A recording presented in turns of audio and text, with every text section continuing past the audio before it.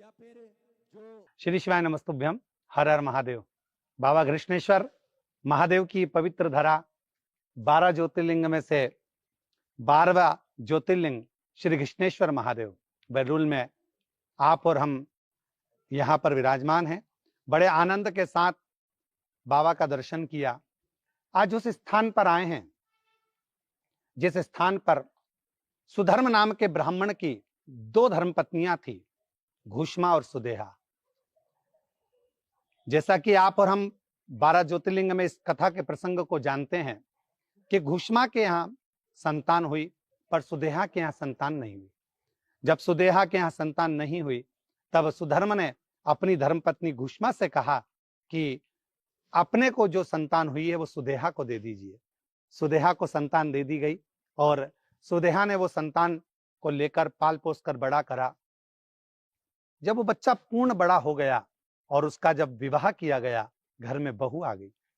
बहू आने के बाद में सुदेहा उसको कोई भी कार्य बोलती पर बहू नहीं करती, क्योंकि बहू को ये मालूम पड़ गया था कि मेरी जो असली सास है वो घुष्मा है, ये तो मेरी सुतेरी सास है। ये जानकर बहू ध्यान नहीं दे पाती थी। क्रोध में आ गई एक दिन सुदेहा, और सुदेहा ने विचार करा जब बेटा ही नहीं रहेगा तो बहू किस काम की। तो विचार कर कर जब पुत्र सो रहा था, उस पुत्र के टुकड़े कर कर उसने कपड़े में बांध कर एक इसी बावड़ी के अंतर्गत, जो घृष्णेश्वर महादेव की इस पवित्र बावड़ी का दर्शन हम कर रहे हैं, इसी कुंड के अंतर आकर उसने छोड़ दिया। जैसे ही घुष्मा का नियम था प्रत्येक सोमवार को भगवान शंकर का पार्थिव शिवलिंग का निर्माण करना, और पार्थिव लिंग का निर्माण कर कर अपने मस्तक पर धारण कर कर शिव नाम लेती हुई भगवान शंकर का उच्चारण करती करती श्री शिवाय नमस्तुभ्यम, ओम नमः शिवाय बोलती बोलती कुंड के पास आई। और इसी कुंड में जब उसने वो पार्थिव शिवलिंग को विसर्जन किया तो मन में भाव था, मेरा पुत्र बहुत दिनों से नहीं दिखा। उसको क्या मालूम था कि 1 हफ्ते पहले उसका पुत्र मारा गया है, पर उसके स्मरण में ये नहीं रहा। वो तो समझी कि मैंने सुदेहा को दिया है, सुदेहा के यहाँ मेरे बहू बच्चे सब अच्छे होंगे। बाबा से यही कामना करती रही, शिव जी से यही करती रही, भगवान भोलेनाथ मेरे बेटे और मेरी बहू मेरे परिवार को अच्छा रखना। ऐसे भाव करते करते उसने भगवान शंकर का जो पार्थिव शिवलिंग था इसी कुंड में विसर्जन कर दिया। जब कुंड में विसर्जन करा, विसर्जन करते से क्या अलख जगी कि भगवान देवादिदेव महादेव की ऐसी करुणा, ऐसी कृपा हुई कि जो बच्चा 1 हफ्ते पहले मरा हुआ था, बाबा की कृपा से, शिव की कृपा से वो बच्चा तैरते तैरते बाहर आ गया। और माँ माँ माँ पुकारते पुकारते बाहर आया। माँ को गले से लगाया। माँ, समझ में नहीं आया, ऐसा लगा मुझे कि मेरे को कोई अपनी गोदी में झेला हुआ है, और लगा तो ऐसा था कि किसी ने मेरे प्राण हरे, पर मुझे लगा कि कोई ने मुझे अपनी गोद में झेल लिया और आज मैं वापिस पुनः तेरे पास आ गया। ये शिव की ही कृपा है।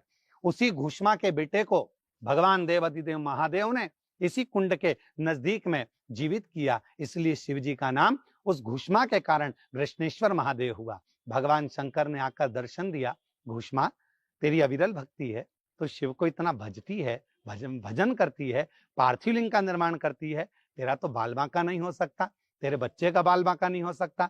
इसलिए इस कुंड का जो प्राचीनता है जिसका हम दर्शन कर रहे हैं, ये कुंड घृष्णेश्वर का ये निर्मित कुंड ये हमको बता रहा है कि अगर आपका विश्वास एकदम प्रबल है, पक्का है, तो आपका बाल बांका नहीं हो सकता। घृष्णेश्वर महादेव आपके साथ हर पल है, हर घड़ी है। श्री शिवाय नमस्तुभ्यम। हर हर महादेव। पूज्य गुरुदेव का आगमन हो चुका है। पूज्य गुरुदेव व्यासपीठ पर मंचासील हो चुके हैं। आप सभी की तरफ से, आप सभी की ओर से व्यासपीठ को नमन करते हुए, प्रणाम करते हुए, हम सबके प्रिय, हम सबके लाडले ठाकुर कल्लू जी महाराज के पावन चरणों को नमन करते हुए, प्रणाम करते हुए, परम पूजनीय, परम आदरणीय, परम संदेह विश्वविख्यात पूज्य गुरुदेव के पावन चरणों को नमन करते हुए, प्रणाम करते हुए, दंडवत करते हुए, और आप सभी शिव भक्तों के पावन चरणों को नमन करते हुए सुंदर आज हम सभी पूज्य गुरुदेव के पावन सानिध्य में षष्ठम दिवस की कथा श्रवण करेंगे।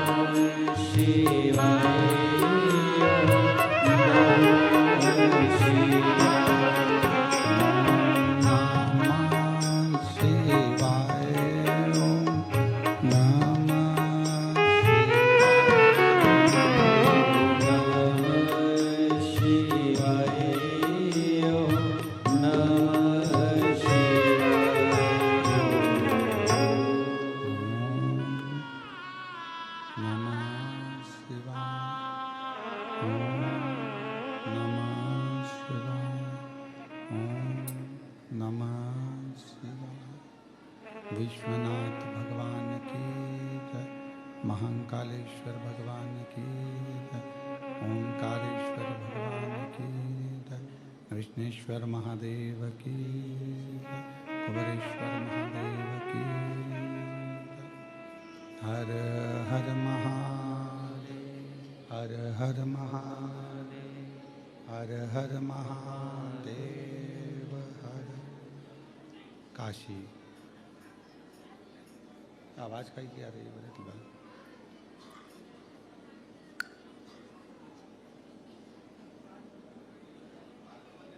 काशी विश्वनाथ ओगरदानी त्रिकालदर्शी कैलाशी अविनाशी भगवान शिव, जिनकी पुनित पावन पवित्र शिव महापुराण की कथा बाबा देवाधिदेव महादेव की करुण कृपा से आप और हमको श्रवण करने का सौभाग्य प्राप्त हुआ है। बड़े बाहर की आवाज़ खोल रहे, बड़े भाग्यशाली हैं सभी शिव भक्त जो इस पवित्र पावन अविरल कथा को ऑनलाइन श्रवण कर रहे हैं।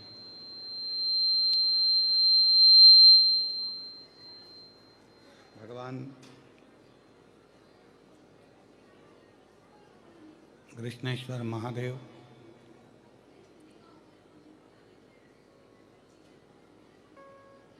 बारह ज्योतिर्लिंग में से एक ऐसा अविरल ज्योतिर्लिंग जहाँ बाहर आवाज नहीं आ रही है, बाहर की आवाज खोलो, बाहर अंदर की खुल रही, बाहर की नहीं खुल रही।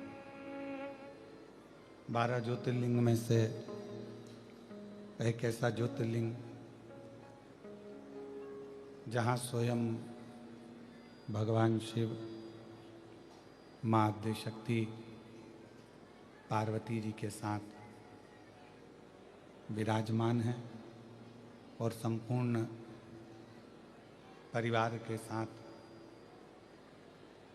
एक अविरल भक्ति प्रदान कर रहे हैं। ये ऑनलाइन शिव महापुराण की कथा जो कृष्णेश्वर महादेव की ये पवित्र धारा से हो रही है, देवाधिदेव महादेव कृष्णेश्वर नाथ ही इस कथा के मुख्य यजमान हैं और उन्हीं के कृपा से, करुणा से सो सुलभा सोपान दत्तात्रेय जी नारखेड़े जी इस कथा के मुख्य यजमान हैं। सो ज्योति श्री राजेंद्र आनंदराव पाटिल जी इस कथा के मुख्य यजमान हैं। सो पल्लवी हितेश जी नारखेड़े इस कथा के यजमान हैं। सो छोटी बहुरानी श्री गौरव जी नारखेड़े इस कथा के यजमान हैं। एवं सभी कृष्णेश्वर बाबा की वेरुल की इस पवित्र धरा पर विराजमान सभी शिव भक्तों के चरणों को नमन करते हुए संत साधु सन्यासी तपस्वी साधक उपासक मंदिर के सभी पुजारी ब्राह्मण पंडित ब्राह्मणी सब इस पवित्र कथा के यजमान पद ग्रहण करें।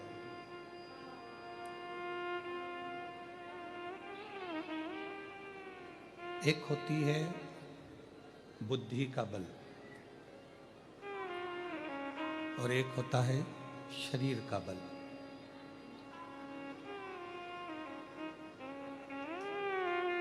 शरीर का जो बल होता है वो हमको अहंकार उत्पन्न कराता है।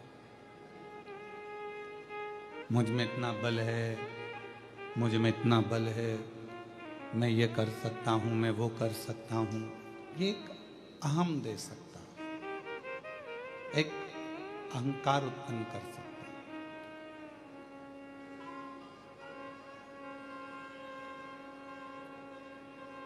वो तुलसी का पिंडा ली हुई माता जी रोज अंदर खड़ी होती हैं, उनको अंदर खड़ा कर दो।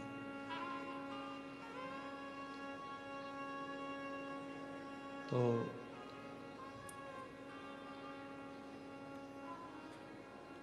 शरीर का जो बल होता है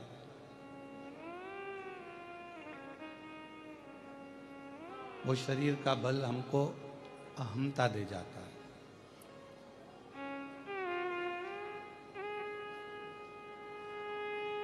शरीर का बल हमको अहंकार दे जाता है और वो अहंकार इस चीज का देता है कि मुझ में इतना बल है और मैं ये सब कुछ कर सकता हूं। ये मुझ में आवाज नहीं आ रही है, बाहर कर रहे हैं चालू। मुझ में इतना बल है कि मैं सब कुछ कर सकता हूं,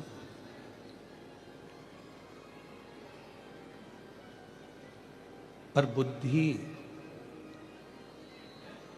बुद्धि का जो बल होता है,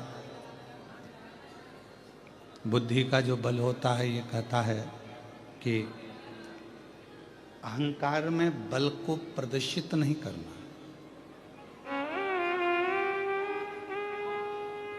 आपके पास में कितनी बड़ी प्रतिष्ठा है, आपके पास में कितना बड़ा पद है, आपके पास में कितनी सेना है, कितना आपके पास में बल है, वो आपको प्रदर्शित नहीं करना।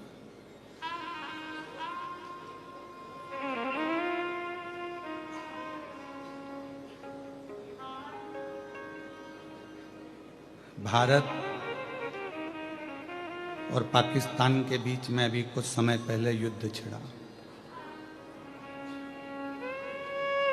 कई लोग उसको बल का मापदंड ले रहे थे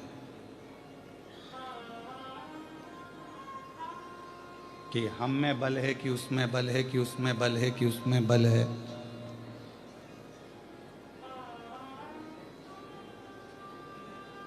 जो युद्ध लड़ने के लिए मैदान में खड़ा होता है वो अपना बल नहीं दिखाता, वो अपना बुद्धि का भी परिचय देता है कि जितने लोग हमारे इस भारत देश में रहते हैं उनकी रक्षा हो जाए तो बल काम की है, नहीं तो मालूम पड़े रक्षा ना हो तो वो बल किस काम। मान लो कोई अहंकार में आ जाए, अभिमान में आ जाए, विमत्ता में आ जाए, अहम में फूल जाए कि मेरे पास में इतना बल है और मैं ये कर सकता हूं। नहीं भाई, बुद्धि का बल प्रबल बल माना गया। मन धीर धरो घबराओ नहीं, तुम्हें शिव भी मिलेंगे कभी ना कभी। क्यों घबराते? मन थोड़ा सा धैर्य रखो, थोड़ा धीर रखो, ठीक है साऊं, बस बाहर का कर दो सर। मन थोड़ा सा धीर रखो, मन थोड़ा सा धैर्य रखो, घबराओ ना। तुम यदि घबराओगे तो फिर परमात्मा के नहीं हो पाओगे।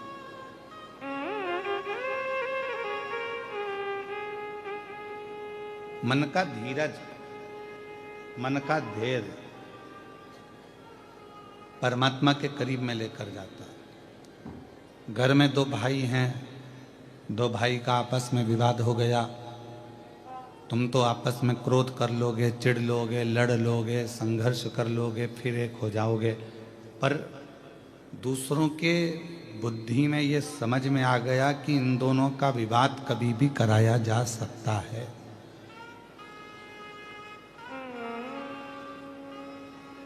इन दोनों का झगड़ा कभी भी कराया जा सकता है, इन दोनों को कभी भी लड़ाया जा सकता है, छोटी छोटी बात।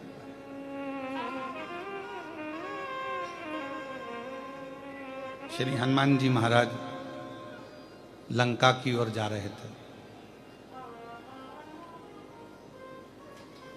बीच मार्ग में सुरसा मिल गई और सुरसा ने हनुमान जी से कहा कि बहुत दिनों के बाद मुझे भोजन मिला है।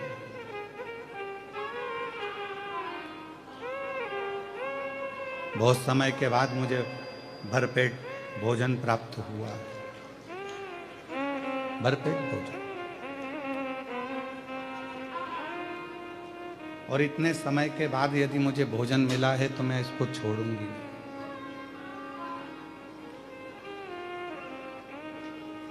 आज कथा का छठा दिवस है। कल सुबह कथा 8 बजे से 11 बजे तक यहाँ कृष्णेश्वर में हो जाएगी। टीवी पर 1 बजे से 4 बजे तक आ जाएगी। आप सब सुन लेंगे, अपने अपने घर की ओर चला जाए।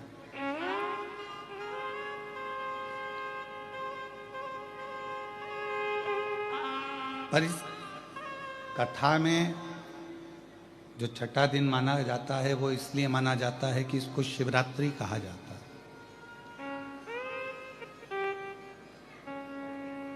ये वो शिवरात्रि है जो कथा में प्रत्येक कथा के छठे दिन 5 दिन की होती है, तो चौथे दिन 7 दिन की होती है, तो छठे दिन मान्य होती है। शिव से वर मांगने की रात्रि। आज आप लोग जितने भी संख्या में आस्था चैनल पर, फेसबुक पर, यूट्यूब पर और यहाँ पंडाल में बैठकर इस पवित्र कथा का तत्व ग्रहण कर रहे हैं, तो ये मानकर चलें कि शिव आपको कुछ देने वाले होंगे, इसलिए शंकर भगवान ने आपको यहाँ पर बुला लिया। शिव ने आपको यहाँ बुलाया। उनकी मर्जी के बिना कोई कहीं नहीं जा सकता। आप कितना भी प्रयास कर लो कि मुझे अमरनाथ जाना है, केदारनाथ जाना है, मुझे काशी जाना है, पर तब जबकि उसकी आज्ञा नहीं होगी तुम कैसे चले जाओ?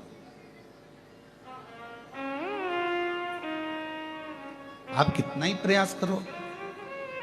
ऐसे दुनिया में कई लोग होंगे, बेरुल आते हैं, अजंता की गुफाओं का दर्शन करते हैं और वहीं से चले जाते हैं।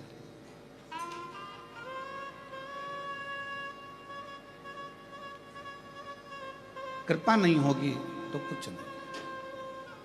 शिव कृपा के बिना सब सुना, सब सुना। सुरसा ने कहा कि मुझे इतने दिन के बाद भोजन मिला है, मुझे इतने दिन के बाद खाने को भरपेट भोजन मिला है, तुम मेरे को, मैं तुम्हें खाऊंगी। हनुमान जी ने कहा ठीक है। हनुमान जी ने अपना स्वरूप बढ़ाया, सुरसा ने अपना मुंह बढ़ाया, मुंह खोला। हनुमान जी ने फिर अपना स्वरूप बढ़ाया, सुरसा ने फिर अपना मुख बढ़ाया। ये 8 योजन होते, वो 16 योजन हो जाते।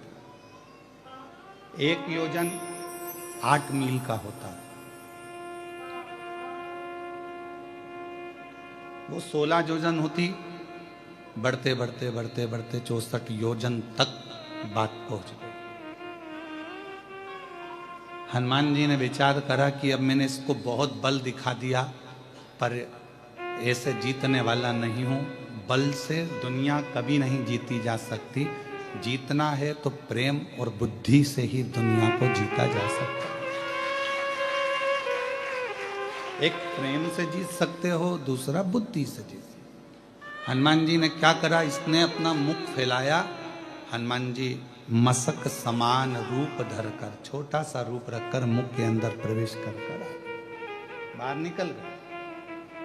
अर्थात जो विद्वान होता है, बुद्धिमान होता है, जिसमें विद्वत्ता होती है, जो ज्ञानी होता है, वो झुककर चलना जानता है, छोटा होना जानता है। पर जिसमें केवल अभिमत्ता बड़ी होती है, बहुत अहम भरा होता है, वो दुनिया में कभी छोटा अपने आप को समझता ही नहीं।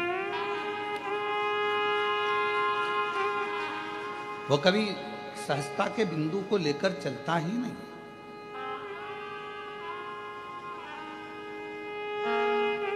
एक बुद्धि, प्रेम की प्रबलता हमको नम्रता सिखा देती है। नम्रता।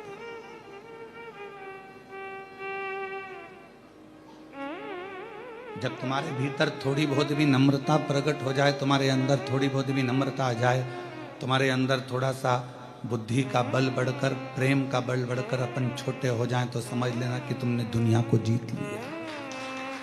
तुमने दुनिया को जीत लिया। दुनिया जीतने का सबसे बड़ा साधन ही यही है। हम आपसे एक बात पूछते हैं,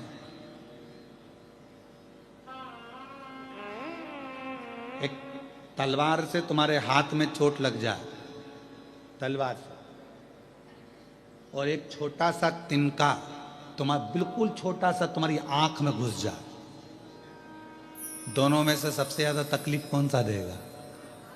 जम के बोलो, आंख का तिनका। अब सोचोगे तिनका तो इतना सा है, पर तकलीफ कितनी दे रहा है? तलवार तो इतनी बड़ी है, हाथ में लग भी गया, पांव में लग भी गया, तो तकलीफ तो उसमें ज्यादा होना चाहिए, पर जितना तलवार के लगने से तकलीफ नहीं होती, उतना छोटा सा तिनका आंख में चले जाए तो उससे तकलीफ।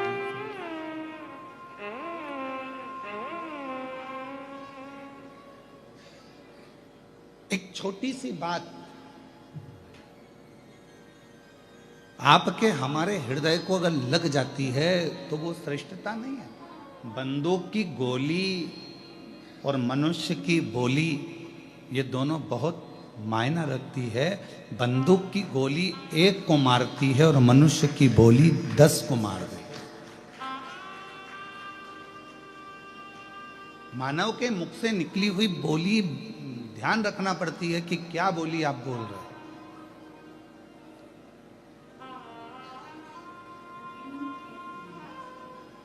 बड़ा समझ समझ कर बोलना पड़ता है। व्यासपीठ पर बोलते हैं तो बड़ा सोच सोच कर बोलना पड़ता है, तो भी लोग कितना बवाल मचाते हैं, आए दिन पुतले जला देते हैं।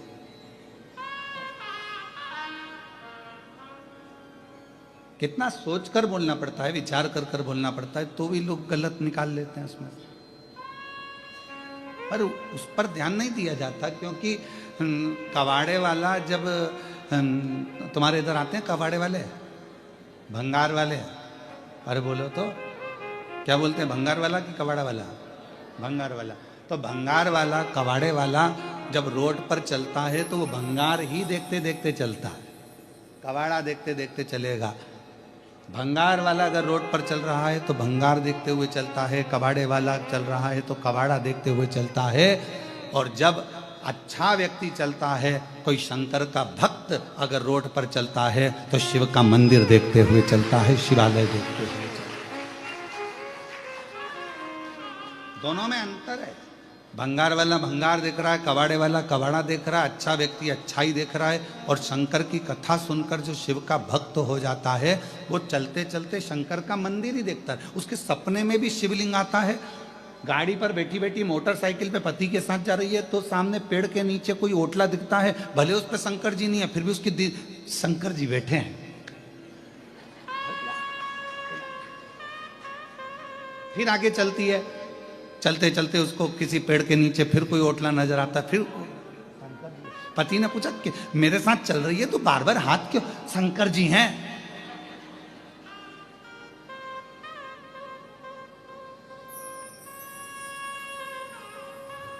पति ने कहा कि कहाँ है शंकर जी, चल मेरे साथ। और जो पति पत्नी को पेड़ के नीचे लेकर गया तो माँ शंकर जी तो नहीं थे, ऐसे ही ओटला बना हुआ था, उसमें आला बना हुआ था, धुनी लगी हुई थी। तो पत्नी से कहा कि देख शंकर जी हैं क्या? तो भले नहीं है, ओटला तो है ना।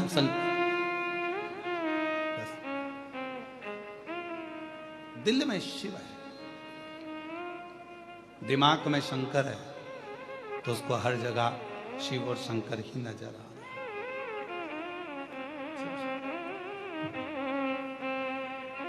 जब हृदय में भगवान शंकर बैठ जाता है, जितने शिव भक्त हैं आप देखो, आप लोग तो बहुत अच्छे से बैठे हुए हो, थोड़ा सा ये कथा तो ऑनलाइन है, अब ये लोग अगर आए हैं कथा सुनने के लिए तो आप बाहर जाकर नज़ारा जब देखेंगे, इतना तेज पानी था, सब गीले हो रहे थे। और अभी भी सबके कपड़े ऐसे निचोड़ लो, इतना पानी में गीले हैं, तो भी शंकर की कथा सुनने के लिए खड़े हैं, तो भी कथा सुनने के लिए खड़े हैं। और जिसमें हमने व्यासपीठ से कहा था कि ऑनलाइन कथा है, घर से सुनना, श्रवण करने के लिए, फिर भी विश्वास, अर्थात भगवान शंकर की कथा सुनकर उनके अंदर जो भाव उत्पन्न हुआ है उसमें शिव नजर आता है, शंकर। और हमको लगता है, हमको ये महसूस होता है कि लोग कहते हैं कि शिव महापुराण की कथा में दुनिया के लोग जाकर बैठते हैं तो उनका काम क्यों हो जाता है। तो हमको इसलिए लगता है कि इतने सारे शिव भक्तों में कोई ना कोई भक्त एक ऐसा आता है जिसके लिए शंकर अपना कैलाश छोड़कर यहां तक आता है।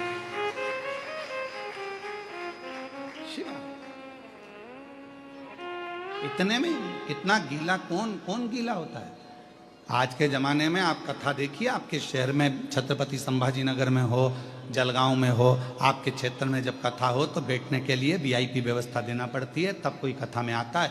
25 बार जाके कहना पड़ता है पत्रिका लीजिए, कथा हो रही है, आना जरूर, तब कोई आता है। और इसकी तो सूचना नहीं है, छुपकर करना पड़ रही है, तो भी ढेर लगा हुआ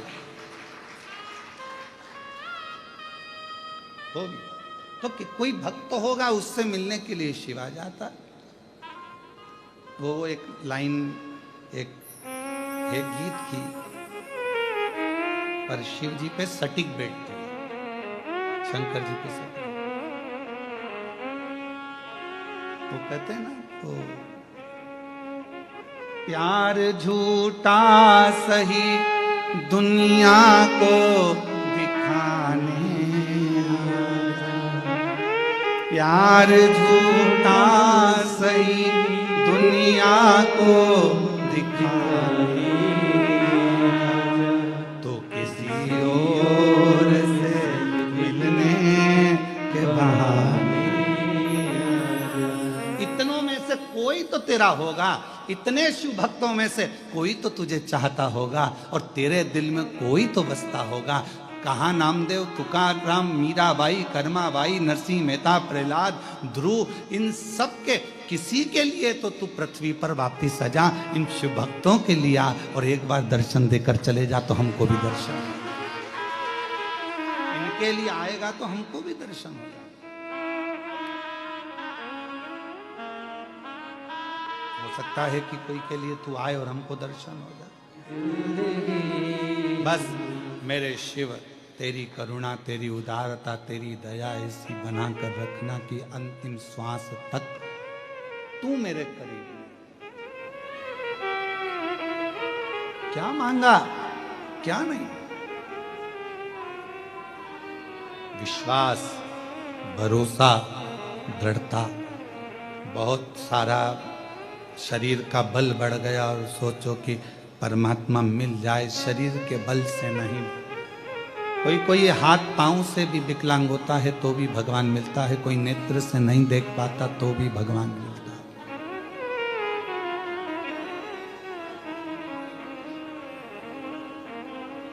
हम आपसे पूछें, उत्तर दीजिएगा जरा बेरुल वालों, कोई मुख से गूंगा है, नहीं बोल सकता, तो क्या भगवान उसको नहीं मिलेगा? बोलो, जम के बोलो, मिलेगा ना। मुख से भगवान को मतलब ही नहीं। कोई सुनाई नहीं देता, किसी को बहरा है, तो क्या भगवान नहीं मिलेगा? भगवान को तेरे कान से मतलब ही नहीं। कोई चल नहीं सकता तो क्या भगवान नहीं मिलेगा? तेरे पांव से भगवान को मतलब ही नहीं। भगवान को मतलब किस चीज से?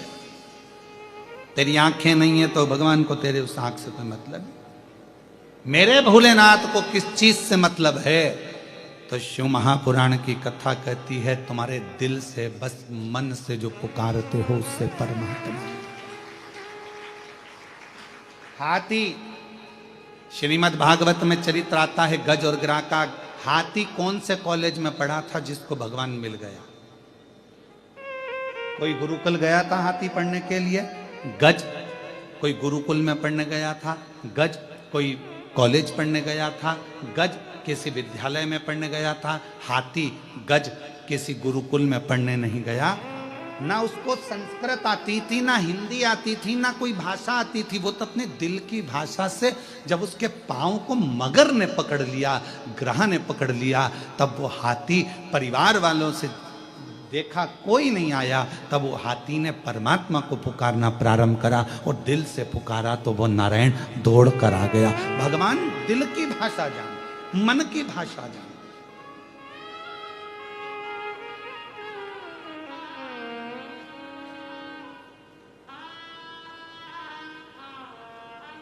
मेरा परमात्मा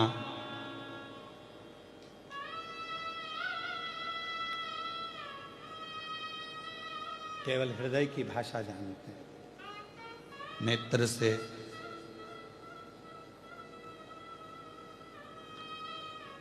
उन्हें कोई मतलब, वाणी से उन्हें कोई मतलब। तुम्हारी जन्म तारीख क्या है? सब अपनी अपनी जन्म तारीख जानते हो? अरे बोलो तो जम के। तुम्हारी जन्म तारीख से कोई तुमको पहचानता है? बोलो, पहचानता है? नहीं। काय से पहचान होती है इंसान की? मीराबाई कितनी तारीख को जन्मी, कर्माबाई कितनी तारीख को जन्मी, संत ध्रुव जी महाराज कितनी तारीख को जन्मे, प्रहलाद जी महाराज कितनी तारीख को जन्मे, नामदेव जी कितनी तारीख को जन्मे, रामकृष्ण परमहंस कितनी तारीख को जन्मे, स्वामी विवेकानंद जी कितनी तारीख को जन्मे। जन्म से कोई मतलब नहीं है, व्यक्ति के कर्म से मतलब है कि उसने जिंदगी में आकर करा। उन्होंने जिंदगी में आकर क्या करा? मीराबाई ने आकर भगवत भजन का कर्म किया, नामदेव जी ने क्या करा, ध्रुव जी ने क्या करा, प्रहलाद जी ने क्या करा, स्वामी विवेकानंद जी ने क्या करा, रामकृष्ण परमहंस जी ने क्या करा। इस संसार में आने के बाद व्यक्ति ने कर्म कैसा करा, उससे पहचान होती है। तुम्हारी जन्म तारीख से तुम्हारी पहचान नहीं है कि तुम्हारा, हाँ बस ये हो सकता है कि तुम्हारा वीजा बन जाए, पासपोर्ट बन जाए, तुम्हारा ये काम हो जाए, वो काम हो जाए, जन्म तारीख से। बाकी के परमात्मा के मिलन के लिए तुम्हारा कर्म जरूरी है।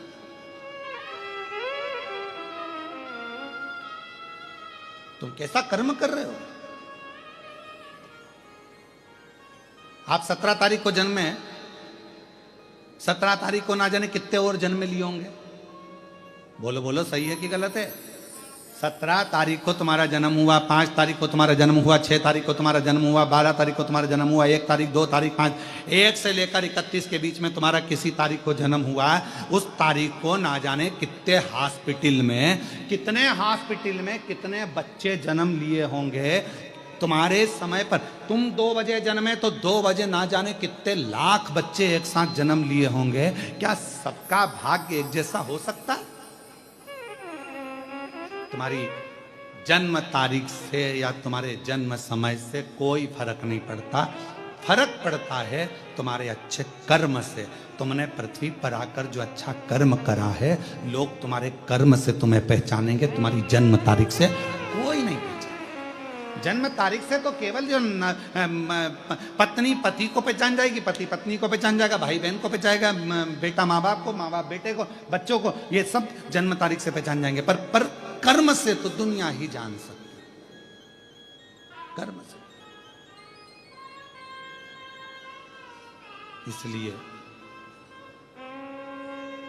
शिव महापुराण की कथा कहती है कि कर्म ऐसा कर कर जाना कि यहां से जाने के बाद लोग तुमको याद करें, लोग तुम्हें याद पहचानेगा। तुम्हारी जन्म तारीख 15 है, 16 है, 10 है, 20 है, इससे कौन जानेगा आपका कर्म कैसा है? उससे लोग पहचानते हैं। क्यों? माता सती से ज्यादा माता पार्वती को पूछा जाता है। सती माता अपने शरीर को अपने पिता के घर में क्रोध की अग्नि से प्रकट कर कर जला लेती हैं, भस्म कर लेती हैं। क्रोध की अग्नि से मां सती अपने शरीर को जला लेती हैं। क्रोध की अग्नि से। और जब क्रोधाग्नि से ये सती माता का शरीर जल जाता है तो फिर देवताओं को लगता है कि यह क्रोध की अग्नि में क्यों जला, क्यों, किस लिए? पर पार्वती जी मैया को सब मानते हैं, माँ जगतजननी दुर्गा भवानी को सब मानते हैं। पार्वती को मानने का कारण क्या है? माँ जगतजननी को मानने का कारण क्या है? क्योंकि माता पार्वती ने जितनी बार तप करा, पार्वती जी ने खुद के लिए कुछ नहीं मांगा, जन कल्याण के लिए मांगा। शिवजी का विवाह अगर पार्वती जी के साथ में नहीं होता तो शायद तारकासुर का अंत नहीं होता। तारकासुर मरता नहीं। तारकासुर का वध पार्वती माता ने स्वयं तप कर कर शिव को राजी करा, तब भगवान शंकर का पार्वती जी के साथ में विवाह हुआ, तब जाकर ये तारकासुर के मारने के लिए षडानंद कार्तिकेय का जन्म हुआ। तब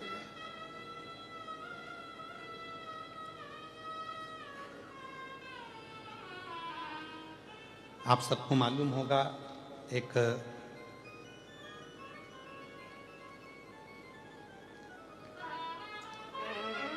मां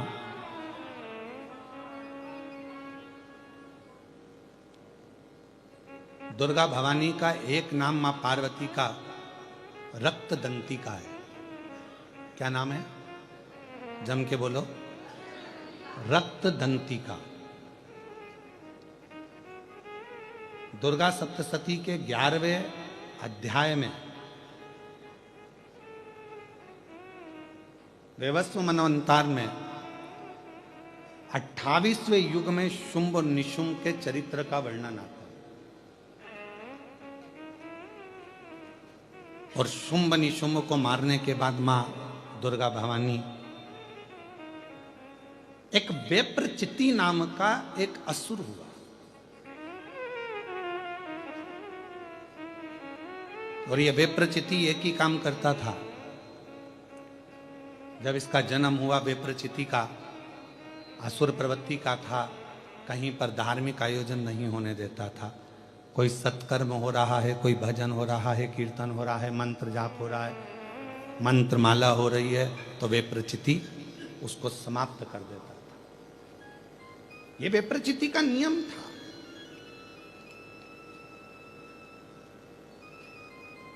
पितरों के पास में अगर कोई भाग जा रहा हो, पितृलोक में अगर कोई भाग जा रहा है, तो पितृलोक के भाग को भी वेप्रचिति खुद खा लेता, खुद धारण कर लेता। इतना भयंकर असुर था वेप्रचिति कि देवता सब त्रस्त थे उससे। एक बार भगवान ब्रह्मा जी ने भगवान नारायण से पूछा कि ये वेप्रचिति का वध कौन करेगा, इस वेप्रचिति का संहार कौन करेगा? तो कहा, पितरों की 3 कन्याएं, मैना, धन्या और कला। मैना जी के घर में मां पार्वती का जन्म होगा और पार्वती जी जब अपने नाना जी से मिलने के लिए पितृलोक जा रही होंगी और ये वेप्रचिति उनको रोकेगा, तब उनके भाग को रोकेगा, उनके अन्न भाग को रोकेगा या उनके पुण्य भाग को रोकेगा, तब मां पार्वती इनका संहार करेगी। कितना सुंदर व्याख्यान इस वेप्रचिति की कथा में आता है।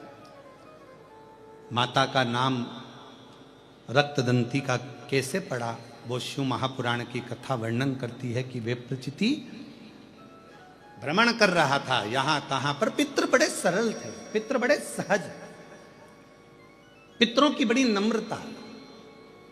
ये दुनिया के लोग कहते हैं ना कि पितृदोष लग गया, पितृदोष लग गया, पितृदोष लग गया, ये लोग कहते हैं अपनी जगह पर शास्त्र नहीं कहता कि पितृदोष लगा। शास्त्र कहता है कि हमारे घर के पितर, हमारे घर के पूर्वज हमको देखकर हमेशा खुश होते हैं, कभी बद्दुआ नहीं देते हैं, कभी बद्दुआ नहीं देते। पर घर के बच्चों का एक नियम होना चाहिए, घर के बुजुर्गों का, घर के रहने वाले व्यक्ति का, घर में रहने वाला एक एक व्यक्ति का यह नियम होना चाहिए कि 16 श्राद्ध जब आए तो उन 16 श्राद्ध में आप अपने पूर्वजों को धन्यवाद दो, प्रणाम करो, नमन करो, दान करो, पुण्य करो। कुछ ना बने तो कम से कम गौ माता को एक रोटी गुड़ रखकर, शक्कर रखकर, मीठा रखकर गौ माता को 16 दिन में एक दिन तो कम से कम गौ माता को रोटी दो, ये श्राद्ध के बावजूद।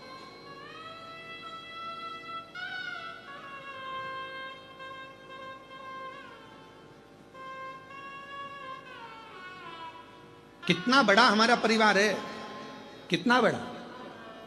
आज के लड़के कहते हैं, आज के जमाने की लड़के कहते हैं, आज के जमाने के बेटा कहते हैं, आज के जमाने की बेटियां कहती हैं हम क्यों बुजुर्गों को माने। अरे भाई मत मानो, पर समझो तो सही, तुम और तुम्हें जन्म देने वाला, एक लड़के को जन्म देने वाले माता और पिता कितने लोग हैं?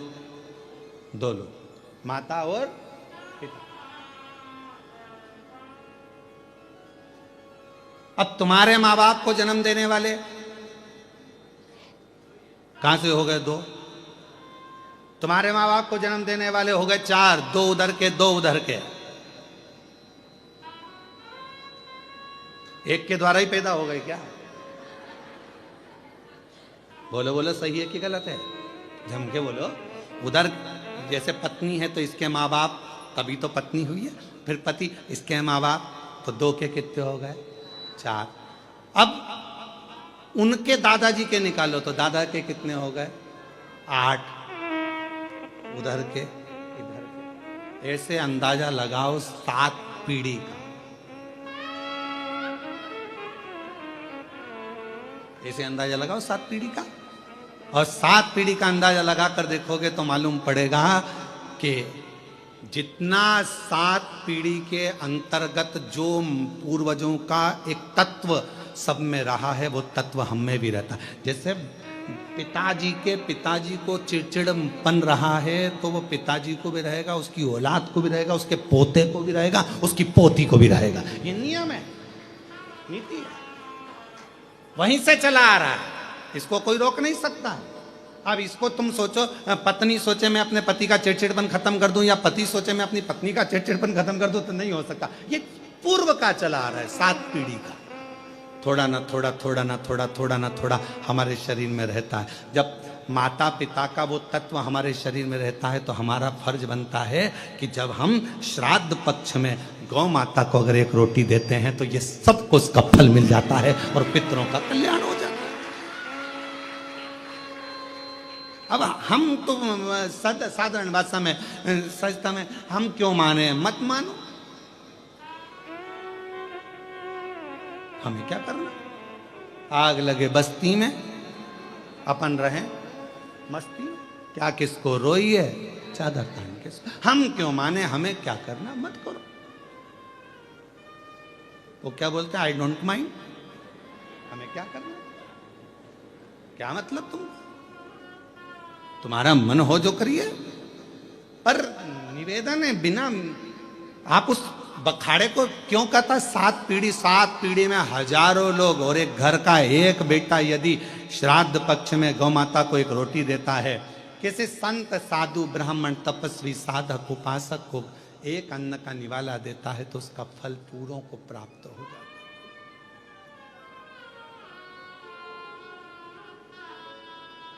पूरों। और इससे ज्यादा, बेटे से ज्यादा फल एक लड़की, एक बहू को प्राप्त होता है। जब एक लड़की अपनी बहू बनकर आती है, जाती है, तो वो अपने मायके को भी और अपने ससुराल को भी पार करती चली जाती, दोनों की साथ साथ में। ये क्यों शिव महापुराण में मेरी माताएं, मेरी जीजियां इतनी कथा में बैठती हैं? हमसे लोग कहते हैं तुम्हारी कथा में सबसे ज्यादा महिलाएं आती हैं, तो भाई के प्रति उनका प्रेम है, मेरी बहन है, उनकी प्रियता है। तो कहा आपकी कथा में सबसे ज्यादा महिलाएं जाती हैं, सबसे ज्यादा महिलाएं, तो उनका प्रेम है, मेरी जीजियां हैं, मेरी बहनें, प्रेम है उनका, और उनका आना जरूरी है। क्योंकि एक नारी जब कथा श्रवण करती है तो वो ससुराल की भी 7 पीढ़ी को तार देती है और मायके की भी 7 पीढ़ी को तार देती है। ये इसने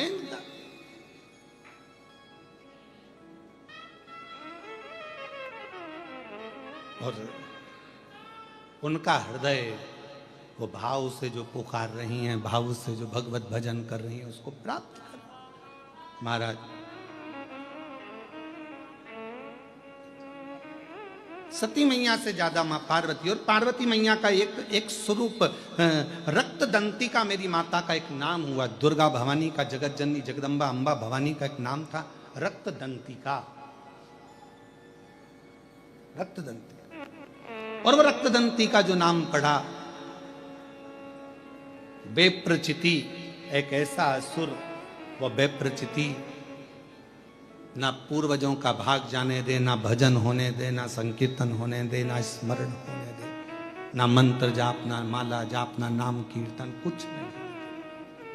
और ऐसे विप्रचिति जैसे असुर दुनिया में बहुत सारे घूम रहे महाराज, बहुत सारे, जो भगवत भजन नहीं करने देते, भगवत नाम नहीं जपने देते, नाम नहीं लेने देते, राम नाम, कृष्ण नाम, शिव नाम नहीं जपने देते, कहीं ना कहीं हमारे मार्गों को भटका देते हैं और हमें भगवान से दूर कर देते हैं।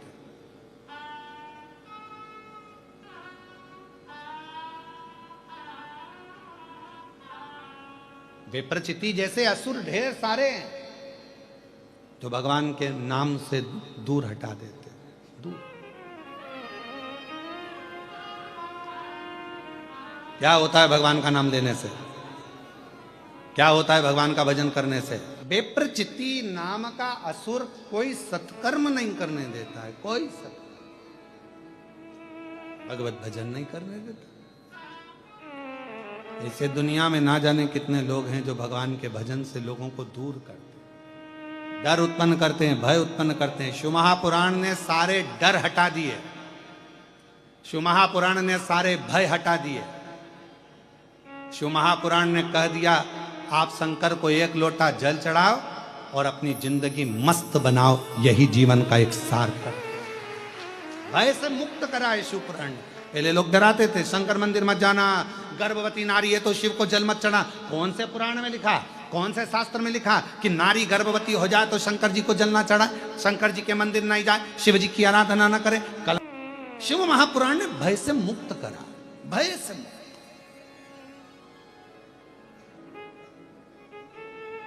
कई लोग कह देते हैं गुरुजी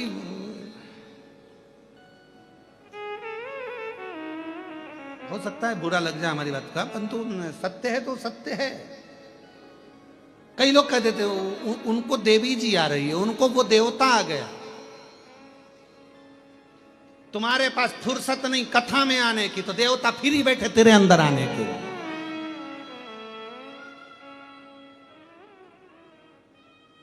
तुमको फुर्सत नहीं है कथा में जाने की। बोलो बोलो सही है कि गलत है? तो भगवान एकदम फ्री बैठे हैं कि कोई मुझे बुलाएगा, शरीर के अंदर ये देवता आ गए, वो देवता आ गए, वो आ गया, वो आ गया, वो आ गया। अरे संसार सागर है। कई लोग कहते हैं उसने हमारा बुरा कर दिया, कोई कहता है उसने हमारा ऐसा कर दिया, उसने टोना कर दिया, उसने टोटका कर दिया, उसने ये कर दिया, उसने वो कर दिया। याद रखना, ललाट पर जो लिखा है उसे तो परमात्मा भी नहीं काट सका है। याद रखना, ललाट पर जो लिखा, सबके ललाट पर लिखा है, काटा नहीं जा सकता, पर उसको धीरे धीरे मिटाया जा सकता है। 1 लोटा जल चढ़ा चढ़ा कर, भगवान की भजन कर कर, मंत्र जाप कर कर। बोलो राम जी के साथ में कितने, भगवान राम जी के पास में कितने बड़े बड़े गुरु थे। भगवान राम जी के पास में, भगवान कृष्ण के पास में कितने बड़े बड़े गुरु थे। सारा त्रिकालदर्शी थे, सब कुछ जानते थे, सब कुछ बता सकते थे। पर राम जी के वनवास को क्या रोक सके? नहीं, क्योंकि जो लिखा था वो हुआ। बस ये है कि जाते जाते मेरे राम जी से स्वयं जा रहे थे तो दशरथ जी ने कह दिया था, गुरु बाबा ने कह दिया था, राम तुम वन जा रहे हो 14 वर्ष के लिए, एक बात कहूं, जाना तो पड़ेगा पर तुम्हें मालूम नहीं पड़ेगा वन का समय, इसलिए काम करना, शंकर भगवान के पार्थिव लिंग की पूजन करना। मेरे राम जी का नियम था प्रतिदिन पार्थिव लिंग का निर्माण करते थे, इसलिए अयोध्या से लेकर लंका के बीच में रामेश्वर धाम तक जितना राम पथगमन बना हुआ है, उस राम पथगमन पर अपनी गाड़ी को लेकर जाइए। जब भारत सरकार ने राम पथगमन बनाया है, पूरे राम पथगमन पर जाकर देखिए, जितने राम जी के मंदिर राम पथगमन पर नहीं मिलेंगे उतने शंकर जी के मंदिर मिलेंगे, क्योंकि शंकर के पार्थिव लिंग का पूजन किया है भगवान राम ने, पार्थिव लिंग का पूजन किया।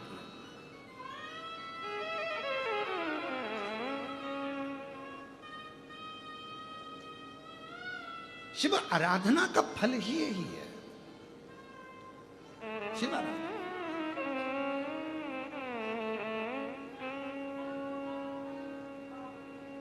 भगवान शंकर की आराधना का सुख आनंद ही है।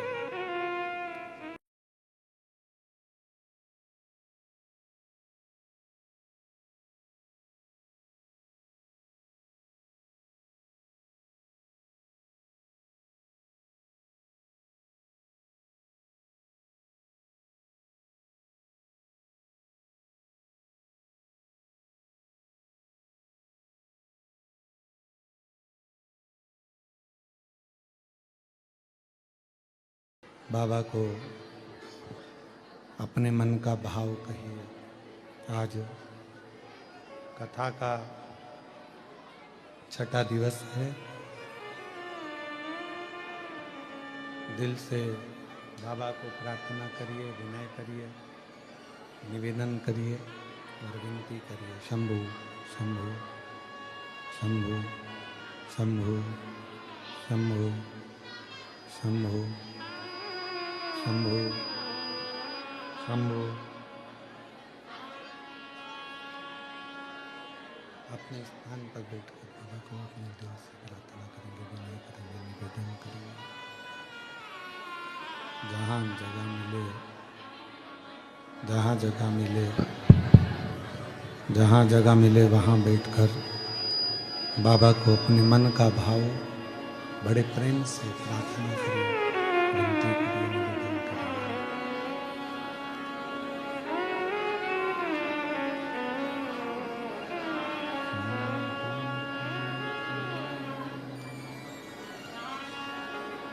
निवेदन करिए।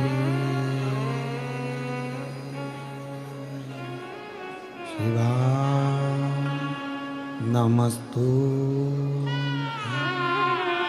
श्री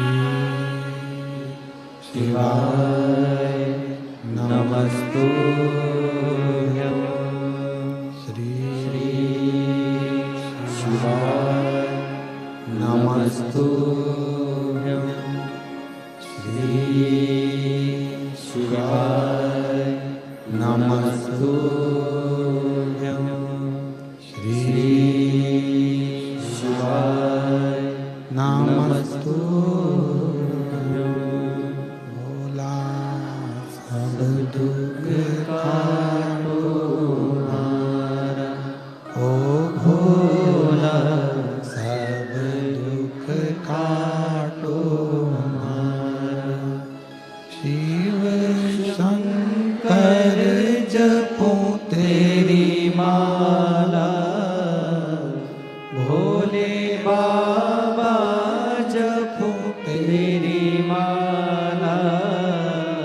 भोला सब दुख काटो हमारा, ओ भोला सब दुख काटो हमारा। वेश मंगल मंगलकारी, वेश है मंगल मंगलकारी। शमशान वासी हमारा, शमशान वासी हमारा। ओ भोला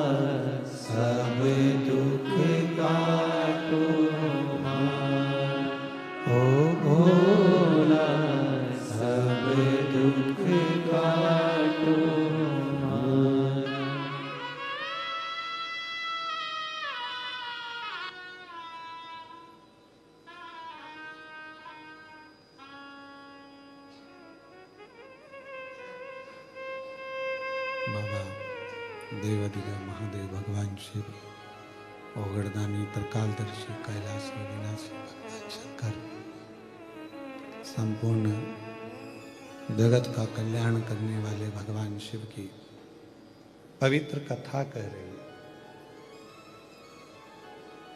शिव महापुराण की कथा कह रही है। भगवान शंकर का पवित्र चरित्र कह रहा है। वे प्रचिति माँ जगत जननी जगदम्बा अम्बा पार्वती मैया को रोक लिया। कुछ लोगों की आदत रहती है कि भगवत भजन करने वालों को, भगवत मंत्र जपने वालों को, नाम कृष्ण नाम, शिव नाम, भगवान का नाम जपने वालों को या भजन करने वालों को अर्चन उत्पन्न कर।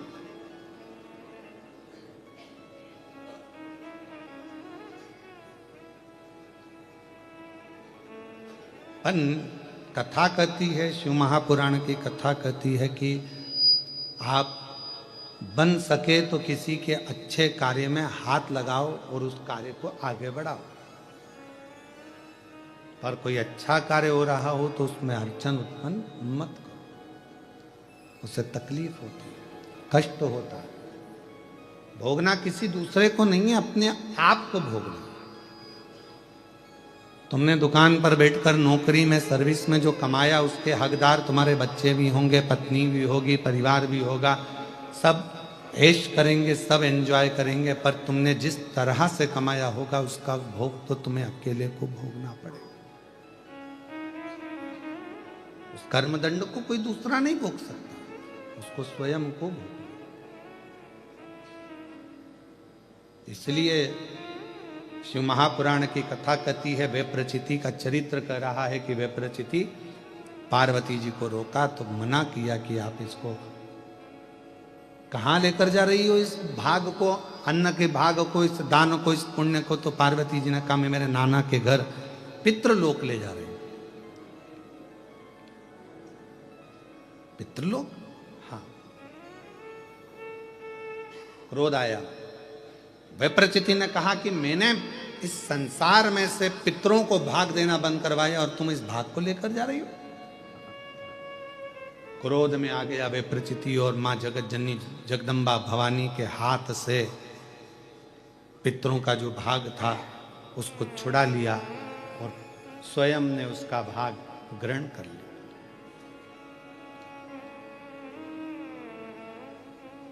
आपको पहले भी कहा कथा में कि दूसरे का धन,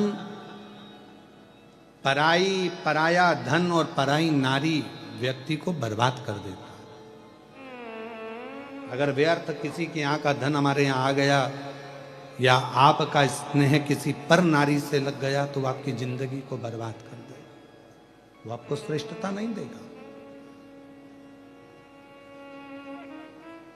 कुछ अच्छा कर्म करो,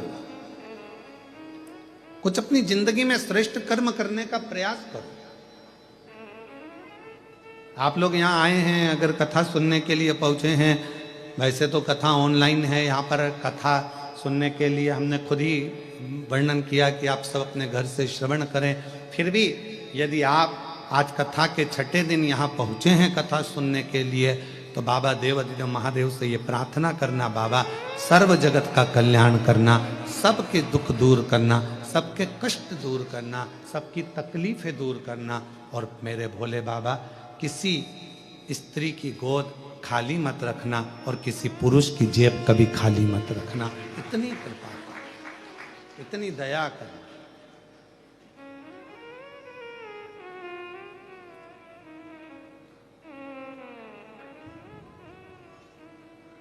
अपना पथ छोड़कर हम दूसरे पथ पर क्यों जाएं? जब अपना पथ मजबूत हो तो हमें दूसरे पथ पर जाने की जरूरत नहीं पड़ती। जब आप और हम बैठकर भोला सब दुख, अब आपको याद है तो आप उसको जल्दी जल्दी गुनगुना देते और आपके पथ पर हमारे ये संगीत वाले भी पहुंच जाते हैं तुरंत। और जो व्यासपीठ से बोला जाता है वो इसलिए धीरे धीरे बोलते हैं कि हमारे दिल की बात हमारे महादेव तक तो पहुंचे। तुमने तो जल्दी जल्दी सोयाबीन काटा, फसल काटी और खले में ले जाकर छोड़ दी, फिर भले वो पानी में भींगे, बेकार हो।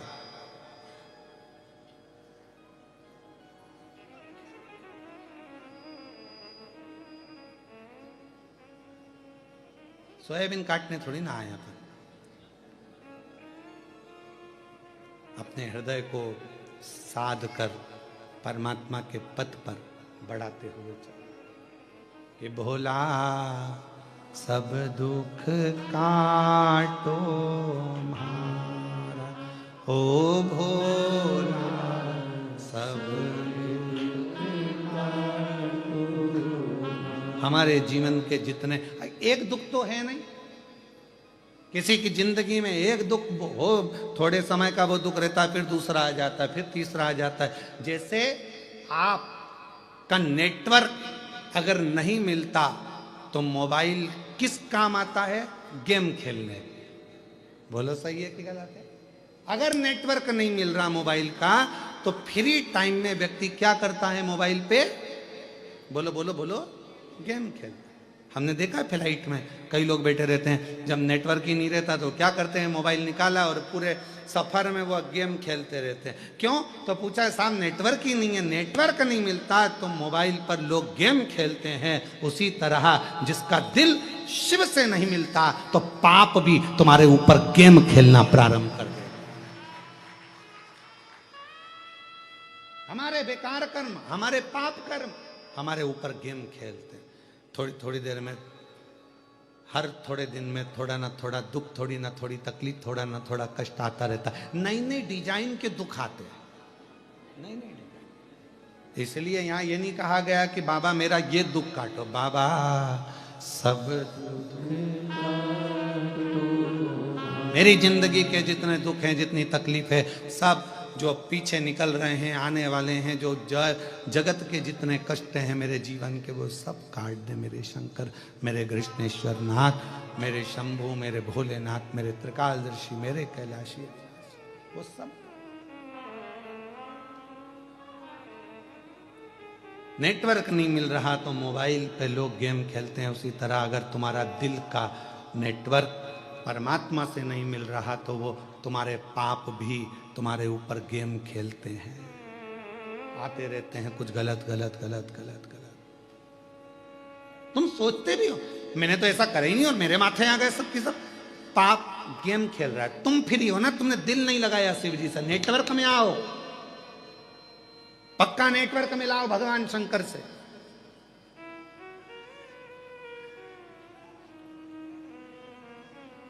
और जब हमारा नेटवर्क ये दिल परमात्मा से मिल जाता है तो फिर कोई गेम नहीं खेला जाता, फिर पाप कर्म बेकार, पाप भी हमारे अच्छे होना प्रारंभ हो जाते हैं और हमारी जिंदगी श्रेष्ठ हो जाती है। वे प्रचिति मैं तुझे समझा रही हूं, मां पार्वती जी ने कहा कि ये मेरे नाना के घर का भाग है, ये पितरों का भाग है, मैं इसको तुझे नहीं दूंगी। वे प्रचिति नहीं माना, हाथ में से भाग लेकर खा लिया। क्रोध में आई मां जगत जननी जगदम्बा मां पार्वती, क्रोध, और मां बेप्रचिति को उठाया और निगल गई दांतों से खाकर। मां जगत जननी ने भक्षण कर लिया, दांत पड़ गए लाल, तो मां का नाम हो गया रक्तदंतिका। कौन सी मां? रक्तदंतिका।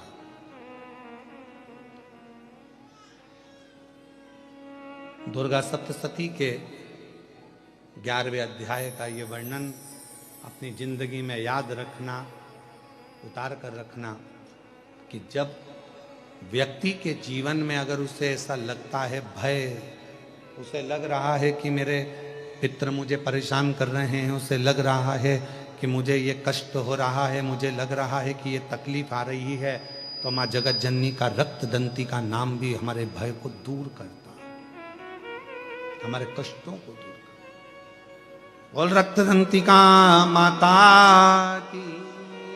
ये भय से दूर करने वाला नाम। भय से मुक्त करने वाला नाम। समय जैसे कई तारकासुर ने मांगा वर, भगवान ब्रह्मा जी से वर मांगा था कि मेरी मृत्यु अगर हो, मेरे प्राण अगर जाएं तो भगवान शंकर के पुत्र के द्वारा जाएं। और भगवान शंकर के पुत्र षडानंद कार्तिकेय का जन्म हुआ, प्रकट हुए और उनको भेजा। कई बार भगवान इंतजार करता है कि तेरे दुख कटेंगे, थोड़ा समय का इंतजार कर। ऐसा नहीं कि दुख नहीं कटेंगे, कटेंगे, पर तू शंकर के मंदिर जाना प्रारंभ कर, तू शिव नाम लेना प्रारंभ कर, तू राम नाम लेना प्रारंभ कर, तू कृष्ण नाम लेना प्रारंभ कर, तू भगवत नाम लेना प्रारंभ कर।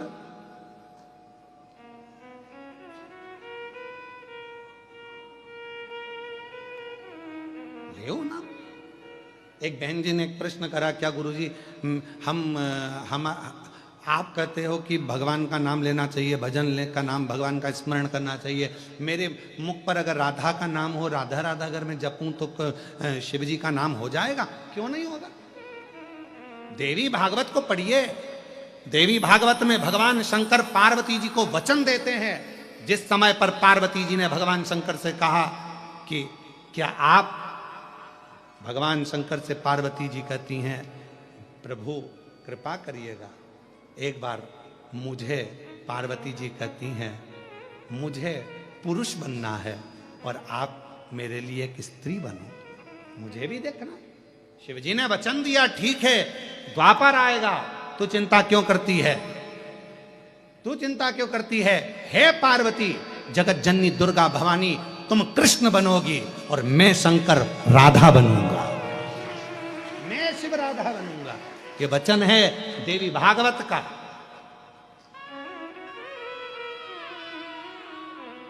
क्यों चिंता करते? लोग कहें राम नाम बोलें, कृष्ण नाम बोलें, शिव नाम बोलें, राधा नाम बोलें, ये नाम बोलें, वो नाम बोलें। भटकते वो हैं जिनको भटकाया जाता है। कई लोग कहते हैं तुम्हें राधा नाम बोलना पड़ेगा, कोई कहे तुम्हें राम नाम बोलना पड़ेगा, कोई कहे तुम्हें शिव नाम बोलना पड़ेगा, कोई कहे तुम्हें कृष्ण नाम बोलना पड़ेगा।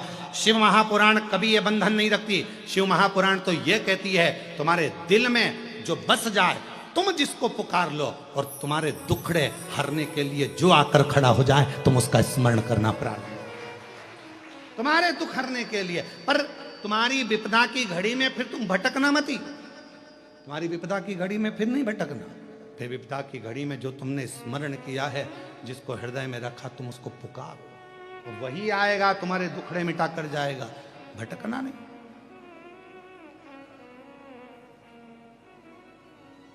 वो एक लाइन याद कर लो ना, तुझ में रब दिखता है यारा में क्या करूं, सब में शिव दिखता है यारा में क्या करूं, हर एक में शंकर दिख रहा है। यहाँ तो कैसे, हाँ, आप जितने बैठे हो ना, जितने कथा सुनने के लिए बाहर बैठे हैं, अंदर बैठे हैं, बगीचे में बैठे हैं, आस्था चैनल के सामने बैठे हैं, मोबाइल पर सुन रहे हैं, फेसबुक यूट्यूब पर सुन रहे हैं, ये जितने कथा सुन रहे हैं, जितनी बुजुर्ग माताएं, कोई पलंग पर लेट के कथा सुन रही है, कोई सोफे पे बैठ के कथा सुन रही है, कोई जमीन पे बैठ के कथा सुन रही है, जितने आस्था चैनल पर लोग कोई फोटो रखकर कथा सुन रहे हैं, कोई चावल का दाना हाथ में लेकर कथा सुन रहे हैं, जितने लोग पितृपक्ष में ये कथा को श्रवण कर रहे हैं, आप सब भी शंकर का कोई तात्विक अंश हो, शिव का कोई अंश आपके अंदर है, नहीं तो तुम शंकर से लगते ही नहीं, शंकर से दूर हो जाते। तुम्हारे अंदर शिव तत्व है, शिव तत्व।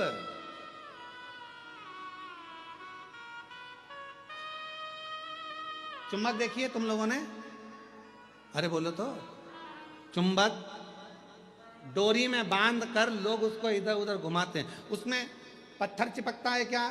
नहीं। लकड़ी चिपकती है क्या? नहीं। एल्युमिनियम चिपकता है? नहीं। पीतल चिपकता है? नहीं। सोना चिपकता है? नहीं। चांदी चिपकती है? नहीं। प्लास्टिक चिपकता है? नहीं। चुंबक में केवल लोहा ही चिपकेगा। उसी तरह शंकर से वही चिपकेगा जो शंकर का है, जो शिव का है वो शिव से चिपकेगा, शंकर से वही लग पाएगा। अब उसमें हम तो करते हैं प्रयास, ये इतनी भीड़ में हम क्या करते हैं, हमारा भी काम यही है, चुंबक लेकर आए हैं शिव महापुराण के, उसको घुमा घुमा के देखते हैं कितने चिपक गए, कितने चिपक, जो चिपक गए वो शंकर के हैं। और चुंबक में इतना बल होता है कि जो लोहा बहुत दिन तक चिपके रहता है, उसको अलग कर दो तो वो लोहा भी दूसरे को चिपकाना चालू कर देता है, भले वो चुंबक का नहीं है, फिर भी लोहा चिपकाता। बोलो सही है कि गलत है? वो लोहे में इतना बल आ जाता है, इसको हम चिपका के रखेंगे तो लोहे में इतना बल आ जाएगा कि वो लोहे को अलग करा जाए और उस लोहे को किसी दूसरे से चिपकाओ तो वो भी चिपक जाता है। और तुम वही चुंबक के लोहे हो, तुम वही चुंबक के लोहे हो। तुमने भी एक को नहीं, तुम जब से चिपके हो तुमने पूरे पूरे गांव को चिपका दिया, पूरे गांव, पूरे नगर को, पूरे शहर को तुमने इस चुंबक से चिपका दिया, शिव नाम से, राम नाम, कृष्ण। और उसका फल ये देखो, एक छत्रपति संभाजी नगर में एक श्री शिवाय नमस्तुभ्यम ग्रुप है। मैं उस ग्रुप को, अगर कोई 1-2 सदस्य आए हों तो 1-2 सदस्य यहाँ आ सकते हैं।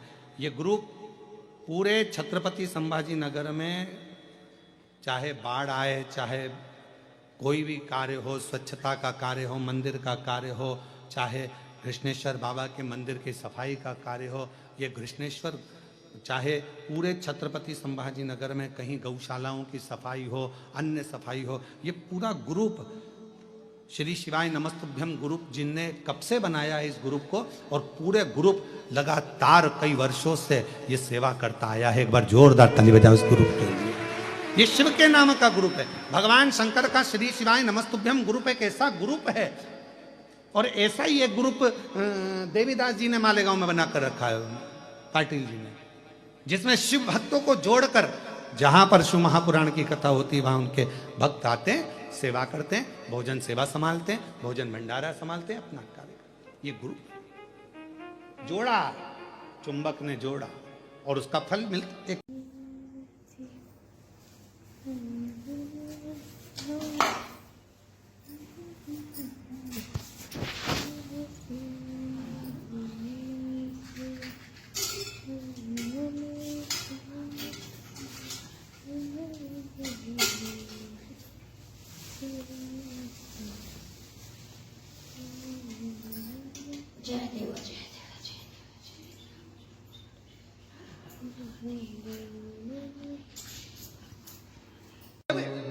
हम अपने पूर्ण भरोसे के साथ हम फिर कहेंगे, तुम अगर यहाँ शंकर की कथा सुनने के लिए आज अगर यहाँ पितृपक्ष में इस होटल के यहाँ पहुंचे हो, हमारा विश्वास करता है कि शंकर भगवान तुम्हें कुछ देना चाहते होंगे, इसलिए यहाँ तक बुला लिया।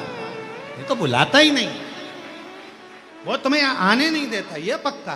कहीं ना कहीं काम में लगा देता, कार्य में लगा देता, तुम्हारा मन नहीं करता, तुम देख के कह देते कि ऑनलाइन हो रही, मैं नहीं जाऊंगी, कथा हो रही है ऑनलाइन घर पे, पर तुम्हें यहाँ तक बुलाया तो कुछ हो सकता है। हम ये नहीं कहेंगे कि मेरा कृष्णेश्वर बाबा क्या देगा, पर इतना विश्वास के साथ कहता हूं, एक गाय का गोबर भी अगर नीचे गिरता है तो बाद में उठता है ना, तो धूल लेकर उठता है, मिट्टी लेकर उठता है, और जो शिव महापुराण की कथा में बैठता है वो कुछ ना कुछ लेकर जरूर उठता है। ये शिव का दिए भी कर नहीं भेज सकता, खाली हाथ नहीं भेजेगा, देगा जरूर। जितने आस्था चैनल पर कथा सुन रहे हो, फेसबुक यूट्यूब पर कथा सुन रहे हो, जितने ऑनलाइन कथा सुन रहे हो पितृपक्ष में, ये कथा तो कल विराम हो जाएगी, सुबह 8 बजे से 11 बजे तक हो जाएगी, दिन में 1 बजे से 4 बजे तक आप टीवी पर देख लोगे। 17 तारीख से फिर 5 दिवसीय शिव महापुराण की कथा ऑनलाइन आपको श्रवण करने को दोपहर में 1 बजे से 4 बजे तक प्राप्त हो जाएगी। फिर नवरात्रि में 5 दिन माँ देवी आद्य शक्ति, माँ जगत जननी दुर्गा भवानी के पावन चरित्रों को 5 दिन तक, माँ अम्बा के चरित्र को 24 तारीख से 28 तारीख तक 5 दिन तक शिव महापुराण माँ शक्ति और शिव की आराधना पर श्रवण करेंगे। फिर 3 तारीख अक्टूबर से जलगांव में प्रारंभ हो जाएगी। फिर 12 तारीख से 16 तारीख तक शिरडी के नजदीक में प्रारंभ हो जाएगी। फिर धनोरा में प्रारंभ हो जाएगी, छत्तीसगढ़ में। सुनो कथा के रसतत्व को धारण। हे विप्रचिति, विप्रचिति को मां ने, जगत जननी ने अच्छा, रक्त दंती का मेरी मां का नाम हो गया। कोई अच्छा कार्य हो उस कार्य में अड़चन ना डालो। तारकासुर के जाने के बाद तारकासुर के 3 बेटे हैं, तारकाक्ष, विदुम, माली और कमलाक्ष। 3 पुत्र हैं। और ये तारकासुर के 3 बेटे तारकाक्ष, विदुम, माली और कमलाक्ष की एक ऐसे पुत्र हैं तारकासुर के 3 बेटे, एक ऐसे पुत्र हैं कि वो तारकासुर के तीनों बेटे अपने पिता के बतलाए हुए मार्ग पर प्रशस्त थे। अपने पिता के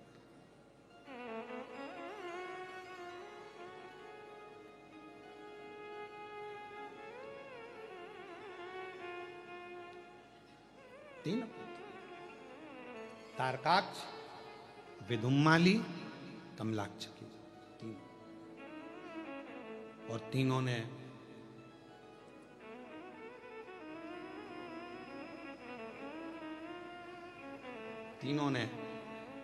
ब्रह्मा जी से वर मांगा कि हम मरे तो तीनों एक साथ, प्राण छूटे तो एक साथ, जाए तो एक साथ।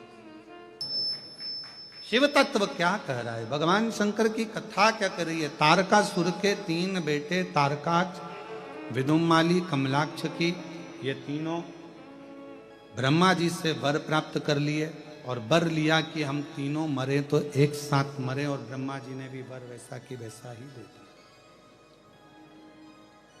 तीनों ने अलग अलग पुरी का निर्माण किया और अलग अलग पुरी बनाकर वहां रहने लगे। वर मंगा था कि तीनों मरे तो एक साथ मरे, तीनों के प्राण जाएं तो एक साथ जाएं। इतना उपद्रव मचाया इन्होंने, इतना उपद्रव मचाया कि देवता परेशान हो गए। तो देवताओं ने भगवान शिव जी से विनती करी कि इनका संहार करिए आप, और एक बात अपनी चित्तवृत्ति में उठा कर रखा है, उतार के रखिएगा, अपने अंदर एक बात को बिठा कर रखिएगा कि शंकर भगवान का कोई द्रोही नहीं है, शिव जी का कोई दुश्मन नहीं है। जितने भी असुरों को भगवान शंकर ने मारा है, लोग कहते हैं उन्होंने मारा है, और शिव महापुराण की कथा कहती है शंकर जी ने तारा है, मारा नहीं है किसी। शिव जी ने मारा नहीं, तारा।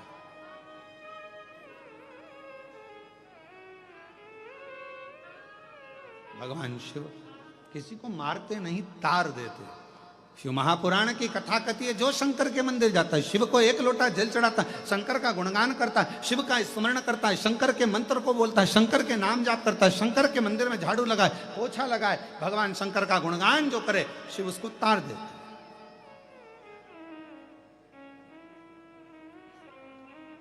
बस श्रद्धा विश्वास पूर्ण होना चाहिए। जरूरी नहीं कि आप श्रेष्ठ दिख रहे हो तो श्रेष्ठ होगे। मोर कितना सुंदर दिखता है, पर सांप को खा जाता है। बोलो सही है? मोर कितना सुंदर दिखता है, कोई शंका करेगा मोर को देखकर, कितना सुंदर मोर है, कितना सुंदर मोर है, कितना सुंदर नृत्य, कितना सुंदर मोर है, पर मोर के अंदर के भाव को जानो तो मोर सांप को खा जाता है, सांप का भक्षण कर लेता है। तो कोई जरूरी नहीं है कि कोई व्यक्ति बहुत अच्छा दिखे और भीतर से। इसीलिए शिव महापुराण की कथा कहती है बाहर से मत देखो, बाहर से मत देखो, देखना है तो भीतर से देखो कि उसका दिल क्या कहता है, मन क्या, हृदय क्या। बंगला बनाना बहुत सरल बात है, आज के जमाने में मकान बनाना बहुत सरल है। किसी भी बैंक से लोन ले लो, बना लो। बोलो सही है कि गलत है? आज के जमाने में बंगला बनाना सरल है, आज के जमाने में मकान बनाना सरल है, आज के जमाने में बिल्डिंग बनाना सरल है, आज के जमाने, क्योंकि लोन लीजिए और बना लीजिए, पैसा तो देने के लिए बैंक बैठी हुई है, लो साहब ले, उसको क्या करना, दे वापिस लेते जाएगा, नहीं तो मकान पे कब्जा कर लेगा। तो मकान बनाना सरल है, बंगला बनाना आज के समय में सरल है, बिल्डिंग बनाना सरल है, फ्लैट बनाना सरल है, पर याद रखना उस मकान में, उस घर में, उस फ्लैट में जितने लोग रहते हैं उसके दिल में घर बनाना कठिन है। मकान तो कोई भी बना लेता है, घर कोई भी बना लेता है, बंगला कोई भी बना लेता है, फ्लैट कोई भी बना लेता है, बिल्डिंग कोई भी तान लेता है, पर उसके अंदर जो रह रहा है, पत्नी रह रही है, पति रह रहे हैं, बच्चे रह रहे हैं, दादा रह रहे हैं, दादी रह रही है, सास रह रहे, ससुर रह रहे, जो उस घर के अंदर रह रहा है, उसके दिल में भी तो मकान होना चाहिए, उसके दिल में तुम्हारी जगह तो होना चाहिए। बस मकान बना लिया, मकान फ्लैट बना लिया, गुरुजी हमारे मकान का मुहूर्त है, तुम्हें आना पड़ेगा, गुरुजी हमने बंगला बनाया है, आना। नहीं नहीं, उस घर में जो रह रहा है, उसके घर में रहने वालों के दिल में भी जगह होना तुम्हारे लिए जरूरी है। और मेरे शंकर भगवान क्या करते हैं? मेरे शंकर भगवान सबसे पहले एक ही काम करते हैं, दिल में जगह बनाते हैं। ना उनका कोई दुश्मन है, मेरे शंकर भगवान का कोई दुश्मन नहीं। जितने असुर, जितने राक्षस, जितने भी हैं, भगवान शिव का कोई दुश्मन नहीं, उन्हें सबके दिल में जगह बनाई। तुम खुद शास्त्र उठाकर देखिए, रावण सब पर अपना कब्जा करता है, पर रावण कैलाश पर कब्जा नहीं करता है। रावण सबको बंदी बनाता है, पर शंकर भगवान को बंदी नहीं बनाता है। वो तो असुर था, उसको भी भगवान, क्यों? क्योंकि रावण के दिल में शिव बसे हुए थे, शंकर। किसी ने कहा कि रावण को भगवान ने बाण मारे, राम जी ने नाभि में बाणे मारे, नाभि में अमृत था वो सुखा दिया, नाभि में बाण मारे गए, पर रावण के हृदय में बाण नहीं मारे। तो पूछा राम जी से कि रावण की छाती पर बाण क्यों नहीं चलाते, रावण के हृदय पर बाण क्यों नहीं चलाते? तो भगवान राम जी ने कहा, इसकी छाती पर, इसके हृदय में मैं बाण नहीं छोड़ सकता, क्योंकि इसके दिल में शिव बसता है। मैं इसको हृदय से नहीं मार सकता, मैं नाभि में मार दूंगा, मैं इसके शरीर को छिन्न भिन्न कर दूंगा, हाथ काट दूंगा, मुंह काट दूंगा, इसके पांव काट दूंगा। राम जी कह रहे हैं इसके शरीर के मैं टुकड़े टुकड़े कर दूंगा, पर इसके दिल को मैं छेदित नहीं कर सकता, क्योंकि इसके दिल में वो रब बसता है, वो शिव बसता है। मैं कैसे छेदित करूं?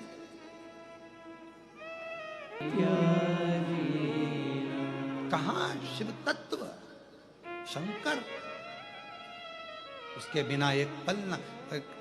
कल हमारे बच्चे बता रहे थे कि उस सामने वाला एक होटल वाला भैया है ना, वो कह रहा था, क्यों गुरुजी यहीं रहते हैं, एक दिन भी छज्जे में निकल के नहीं आए, एक दिन भी गुरुजी का दर्शन हमें छत पर नहीं हुआ, बाहर गैलरी में।